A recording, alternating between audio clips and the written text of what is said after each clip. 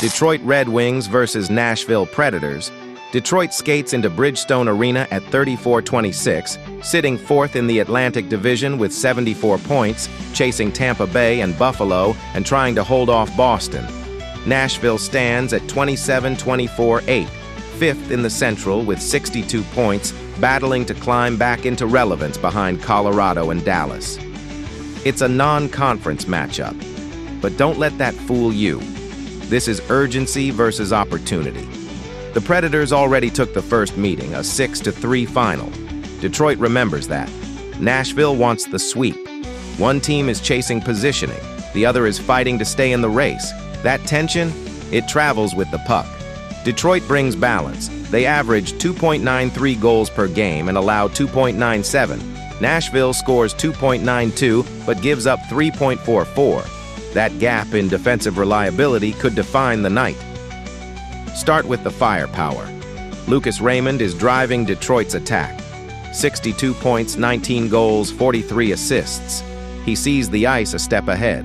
Alex DeBrincat delivers the finishing touch with 30 goals and 209 shots.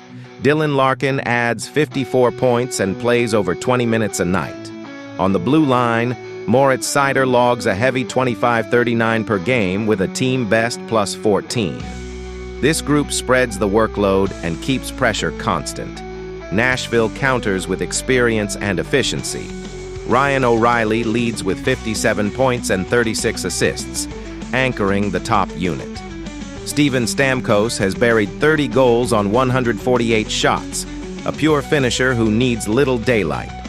Philip Forsberg sits at 48 points, and Roman Josi eats minutes at 24-28 per game, directing traffic from the back end.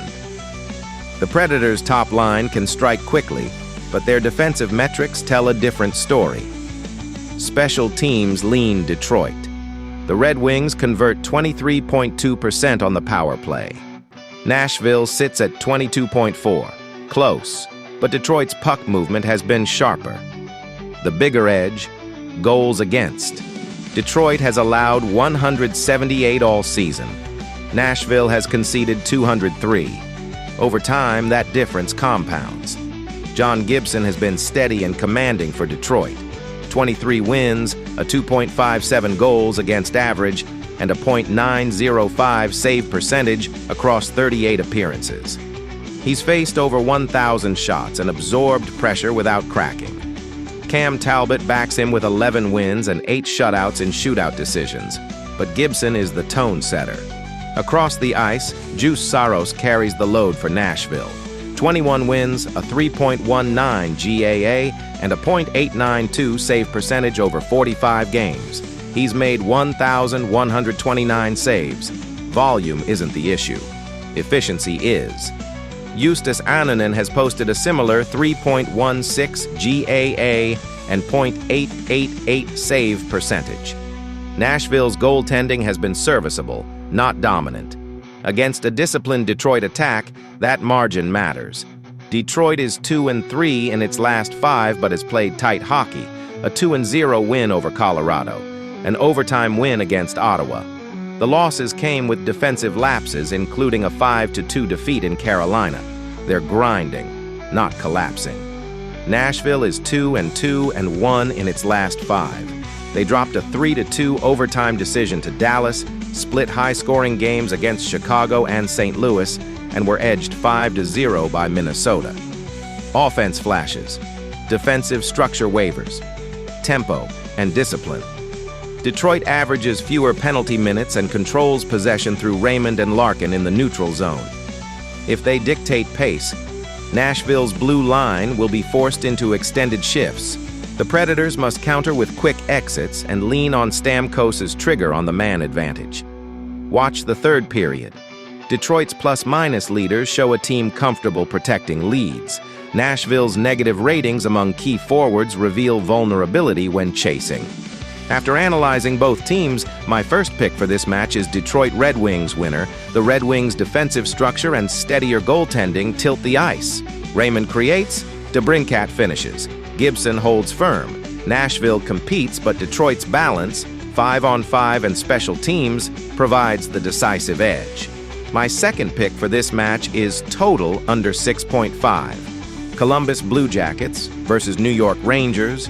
The Columbus Blue Jackets skate in at 29-21-8, clawing their way to 66 points and holding firm in the Metropolitan Division race. Across the ice, the New York Rangers sit at 23-29 and 753 points, trying to salvage pride and spark momentum in a season that slipped below expectations. The Rangers already lead the season series 1-0 after a 2-1 shootout win. Now the Jackets look to even the score and strengthen their playoff positioning, while New York fights to defend home ice and shift the narrative. Columbus brings the stronger statistical profile. They're averaging 3.09 goals per game, slightly outpacing New York's 2.59. Defensively, both clubs are nearly identical. The Jackets allow 3.17 goals per contest, the Rangers 3.14. Special teams could be decisive. New York's power play clicks at 22.6%, sharper than Columbus's 19.6%, while both penalty kills hover near 78%. It's an edge versus edge battle. Rangers' man advantage against a Columbus team that generates more consistent 5-on-5 offense. Up front, Zach Werenski is driving Columbus in every category. 65 points, 20 goals, 45 assists, and logging heavy minutes at 26 per night. Kirill Marchenko has 20 goals of his own, and the Jackets have 4 players north of 39 points. They shoot at 10.3% as a team and spread the pressure across all lines. New York counters with Artemi Panarin's 57 points and 38 assists, while Mika Zibanejad leads them with 24 goals. Vincent Trocheck adds 38 points and over 20 minutes per night. But the Rangers carry a troubling minus column. Panarin at -16, Zibanejad at -23. Signs of defensive lapses at critical moments. They shoot at 10.2%, almost identical efficiency, but they generate fewer total chances. Recent form sharpens the storyline. Columbus is 3-2 in its last 5, including a 4-2 win over Boston and a 4-0 shutout against Chicago. They lost a tight 4-3 overtime battle to the Islanders and fell 4-2 to Boston, but they're scoring and competing in every outing. The Rangers, a roller coaster. They stunned Pittsburgh 3-2 in a shutout and edged Philadelphia 3-2 in overtime. But losses to Carolina, 2-0, Pittsburgh, 6-5, and the Islanders, 2-1, reveal inconsistency. They're grinding but not sustaining. Jet Greaves has been Columbus's backbone. 18 wins, a 2.66 goals against average, and a .909 save percentage over 38 appearances. Elvis Mertzlikens sits at 11 wins with a .887 save percentage. For New York, Igor Shesterkin anchors the load, 18 wins, 2.45 GAA, .913 save percentage, and 8 shutouts in the shootout column with a stellar .875 shootout save rate. Jonathan Quick offers depth, but this is Shesterkin's net. He's the poised technician, economical in movement, explosive when needed. Greaves is steady, battling through traffic and facing more high-danger looks. One is elite under pressure, the other is proving he belongs. Tactically, this game hinges on puck management through the neutral zone.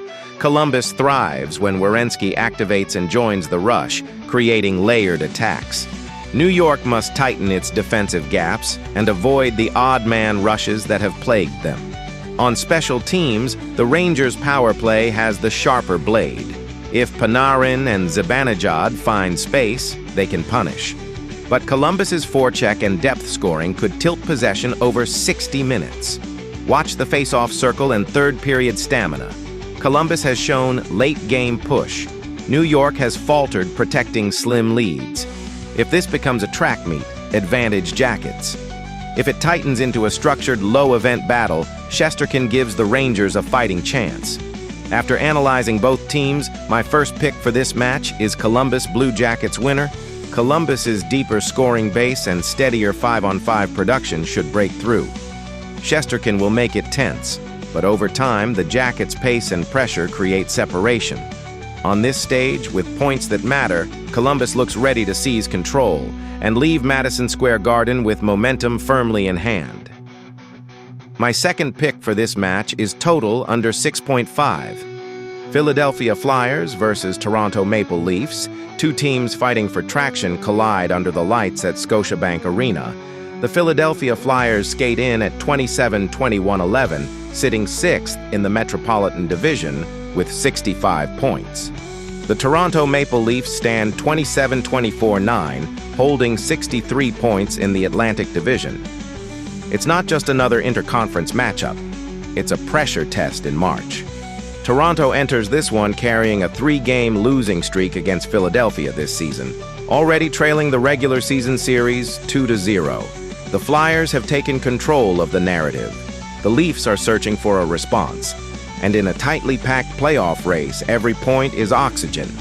Philadelphia averages 2.86 goals per game and allows 3.10. Toronto produces at a higher clip, 3.20 goals per game, but gives up 3.45. The numbers say offense tilts toward Toronto.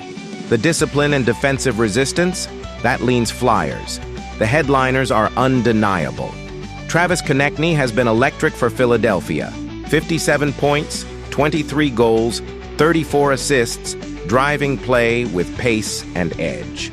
He also leads the team with 59 penalty minutes, embodying the Flyers' gritty identity.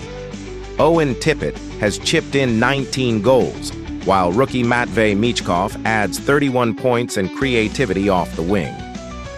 Noah Cates sits at a team-best plus 16, anchoring the two-way effort. Toronto counters with star power. William Nylander leads the way with 55 points and 36 assists. A smooth distributor who sees the ice develop seconds ahead of everyone else. Austin Matthews owns 26 goals and 51 points, firing 199 shots. Relentless volume. John Tavares adds 49 points. On the back end, Jake McCabe's plus 14 plus minus stabilizes a blue line that has been tested. Special teams offer a subtle chess match. Philadelphia's power play converts at 15.9%, while Toronto's clicks at 19.3%. The Leafs also hold the edge on the penalty kill at 83.4% compared to the Flyers' 79.9%. That's a razor-thin margin that could define one moment, one whistle, one swing. Recent form tells a fascinating story. The Flyers are 3-1-1 in their last 5, including wins over Boston, Winnipeg, Ottawa, and Washington. They've scored 13 goals in that span and shown resilience in overtime. They're grinding, not dazzling, but they're finishing. Toronto's last 5, a roller coaster. Losses to Ottawa, Florida, and Tampa Bay, offset by wins against Edmonton and Calgary. Defense has been the issue. 18 goals allowed in those 5 games. The offense flashes, the structure wavers. For Philadelphia, Ivan Fedotov, 18.96, carries a 2.42 goals against average and a .907 save percentage across 35 games. He's faced 873 shots and stopped 792.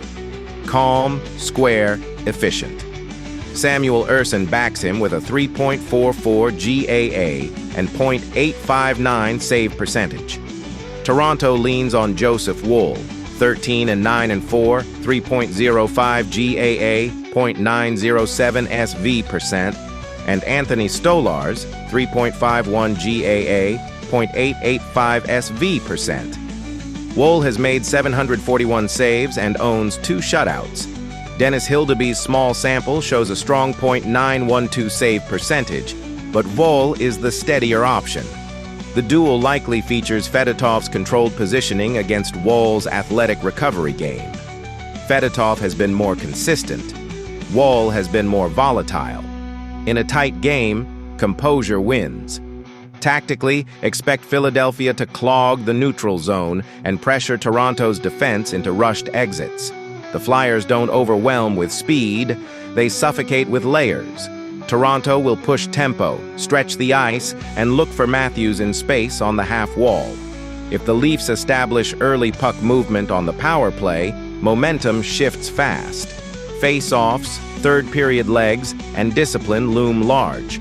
Toronto's -20 from Tavares and Max Domi highlight defensive lapses. Philadelphia's structured five-man units close lanes late. The X-factor? Travis Konechny. He has already tormented Toronto this year. If he drives the forecheck and forces turnovers below the hash marks, the Flyers dictate pace. Toronto has more raw scoring talent. Philadelphia has been sharper defensively and steadier in net. In a building that expects urgency, the Flyers' structure may frustrate the Leafs' attack once more. After analyzing both teams, my first pick for this match is Toronto Maple Leafs winner Fedotov outduels Woll. Konechny delivers a multi-point night. Special teams stay even, and Philadelphia's discipline in 5-on-5 hockey becomes the difference.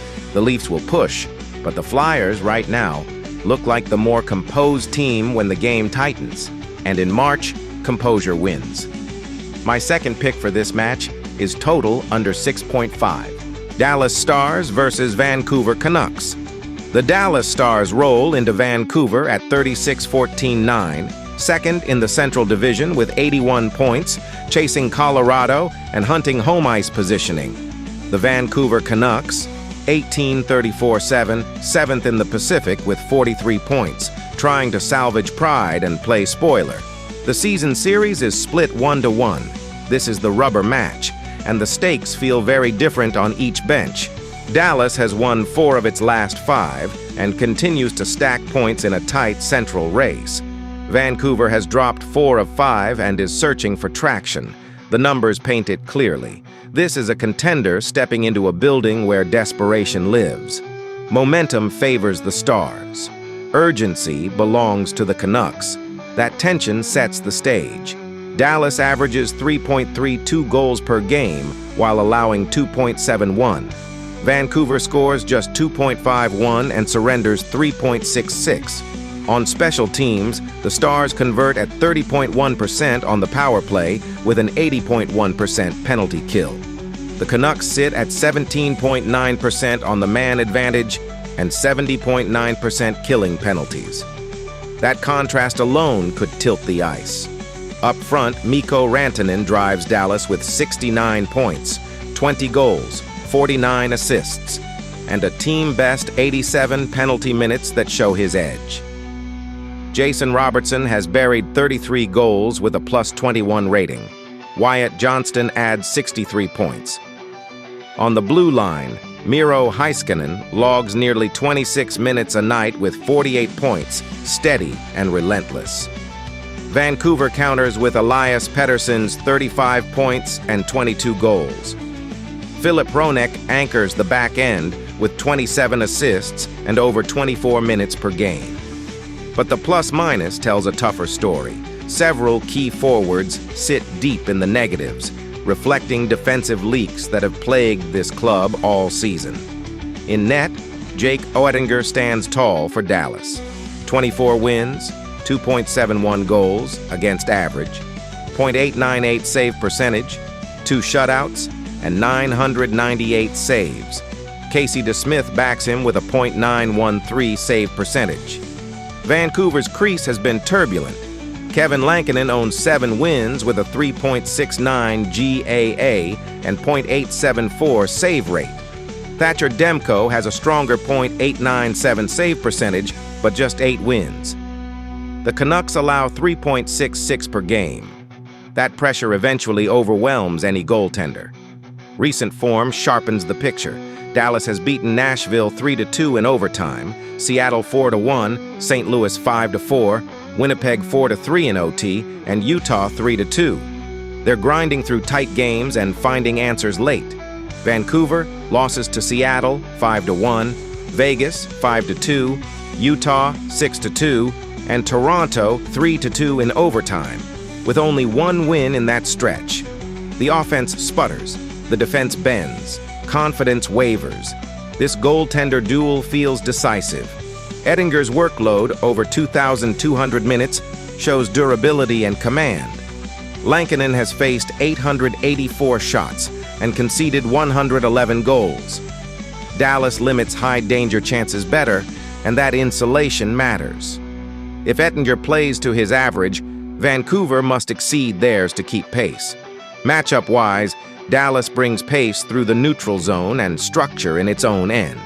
Their power play against Vancouver's 70.9% penalty kill is the flashing red light. If the Canucks parade to the box, the Stars will capitalize. Vancouver must slow the tempo, forecheck hard, and hope Pettersson or Kiefer Sherwood, 17 goals, sparks early life. Face-offs, late-game composure, and third-period stamina favor Dallas. They've proven they can close. Vancouver has struggled to protect momentum swings. The X factor? Rantanen's playmaking against a defense that's been outshot consistently. One clean entry, one quick puck movement, and the game can tilt fast. After analyzing both teams, my first pick for this match is Dallas Stars winner. Dallas's depth scoring, special teams precision, and steadier goaltending create separation. Vancouver competes early, maybe even lands the first punch. But over 60 minutes, structure wins. The Stars control the details, capitalize on the power play, and skate out of Rogers Arena with 2 more critical points. My second pick for this match is total under 6.5. Colorado Avalanche versus Los Angeles Kings. The Colorado Avalanche roll in at 39-10-9, 87 points, sitting atop the Central Division and playing with the confidence of a contender. The Kings, 24-21-14 with 62 points, are battling through the Pacific grind and trying to hold their footing in a crowded race. Colorado has already taken the first 2 meetings of the season series, and now the Kings defend home ice, looking to flip the script. This isn't just another night in March, it's a measuring stick. The Avalanche arrive with momentum and the statistical edge. The Kings need a response, and they need it now. Colorado's attack is powered by Nathan MacKinnon, and the numbers are overwhelming. 97 points, 40 goals, 57 assists, plus 50. He drives everything. Martin Necas adds 68 points, Cale Makar quarterbacks from the blue line with 60 points, and Arturi Lehkonen chips in 42. This is layered scoring with speed and precision. The Avalanche average 3.79 goals per game and convert 28% of their power plays. Clinical. Los Angeles leans heavily on Adrian Kempe, who leads the club with 49 points and 22 goals. Kevin Fiala adds 40 points, Quinton Byfield has 33, and Anze Kopitar anchors the room with a plus 12 rating. The Kings average 2.53 goals per game, respectable but not explosive. Their power play operates at 16.3%, a number that must climb against elite opponents. Defensively, Colorado allows 2.43 goals per game with an 83.7% penalty kill. Josh Manson leads the team with 70 penalty minutes, but the Avalanche structure holds. Los Angeles gives up 2.86 per night and kills penalties at 75.7%. That gap on special teams looms large. Between the pipes, Colorado is steady and deep. Scott Wedgwood owns 21 wins with a 2.29 goals against average and a .913 save percentage. Mackenzie Blackwood follows with 17 wins and a .916 save percentage. Even Trent Miner has been sharp in limited action with a .933 mark. The team save percentage sits at .915. Reliable, calm, efficient. Darcy Kemper is expected to carry the load for Los Angeles. He has 14 wins, a 2.68 goals against average, and an .897 save percentage across 37 games. Anton Forsberg has been slightly sharper statistically at .904, but collectively, the Kings' goaltending sits at .900. Against Colorado's volume and pace, that margin becomes razor thin. Recent form only sharpens the contrast. The Avalanche have won 4 of their last 5. 3-1 over Chicago, 5-2 against Minnesota, 4-2 over Utah, 4-2 against San Jose. The offense is humming, the structure intact. One stumble, a 2-0 loss to Detroit, but no lingering hangover. They are rolling. The Kings have split their last 5. A 2-0 shutout over Calgary showed defensive discipline, but losses of 8-1 to Edmonton, 6-4 to Vegas, 4-1 to Vegas, and 4-2 to Seattle exposed cracks. When the pressure rises, containment has been an issue. They're searching for consistency. Colorado's speed through the neutral zone versus Los Angeles' attempt to slow the game down. McKinnon attacking downhill against a defense, allowing nearly 3 goals per game. The Avalanche power play against a Kings penalty kill under 76%. That's the matchup inside the matchup. If the Kings are to counter, it must start with puck management and disciplined shifts from Kopitar's line. They cannot trade chances. They must grind, win face-offs, limit transition, and Kuemper must elevate beyond the numbers. But the edge is clear. Colorado scores more, defends tighter, and carries the superior special teams profile. They've already proven they can solve this opponent. After analyzing both teams, my first pick for this match is Colorado Avalanche winner. The difference? Power play precision and goaltending stability. Colorado's depth and tempo wear down Los Angeles over 60 minutes. The Avalanche stay in control of the Western race, and the Kings are left searching for answers under the bright California lights. My second pick for this match is total, under 5.5.